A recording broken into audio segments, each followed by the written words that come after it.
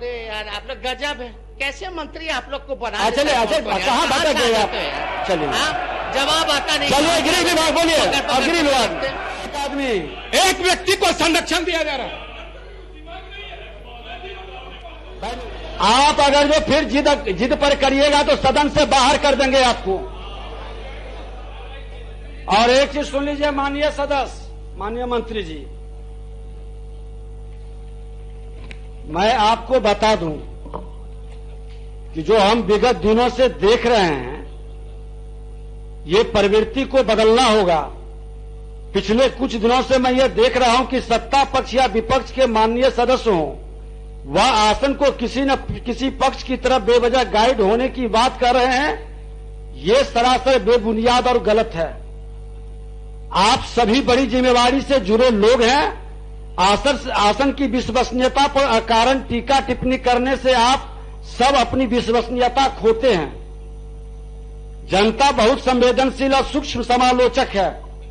वह संवैधानिक पद पर बैठे लोगों के मनोभाव को बड़े आसानी से समझ लेते हैं।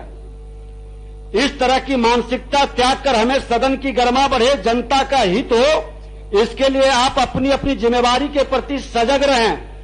मैं आपको बतला देना चाहता हूं कि संवैधानिक प्रावधानों और लोकतांत्रिक मान्यताओं में यह आसन सभी माननीय सदस्यों के हितों का संरक्षक है। पूरी पारदर्शिता के साथ काम करने वाले आसन से सभी लोग प्रसन्न नहीं हो सकते। आसन नियमों और परंपराओं से सर्जन हिताय काम करता और निर्णय लेता है।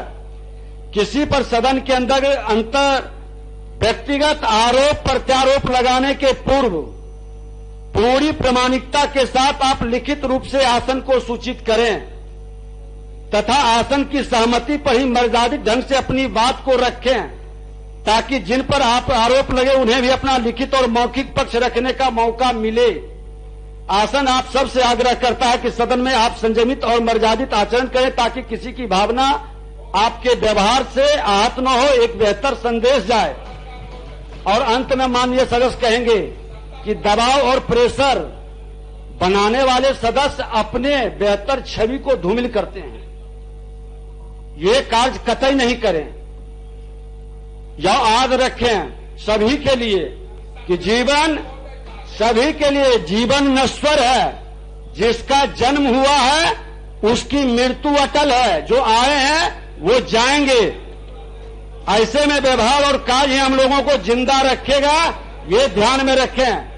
और जब आसन एक बार नहीं, चलिए माननीय मंत्री जी आप एक बार जवाब दे दीजिए उनका नियुक्ति के संदर्भ में, बैठ जाइए, लेकिन आगे से ऐसा मत करिएगा।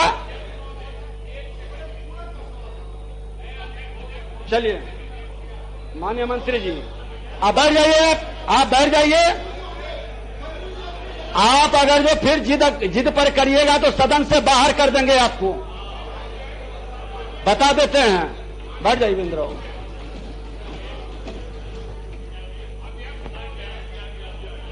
आज बात हो रही थी। बैठ जाइए, नहीं बैठ जाइए।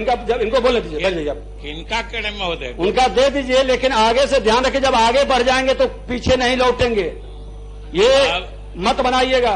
अध्यक्ष महोदय, हम समझते हैं कि आसन से जो आपने नियमन दिया है उससे तो अलग सदन के किसी सदस्य को नहीं जाना चाहिए, क्योंकि आपने सगुन और निर्गुण दोनों शब्दों में समझा दिया है। और महोदय, जहां तक मनोज मंजिल जी के पूरक का प्रश्न है, इन्होंने कहा है कि ये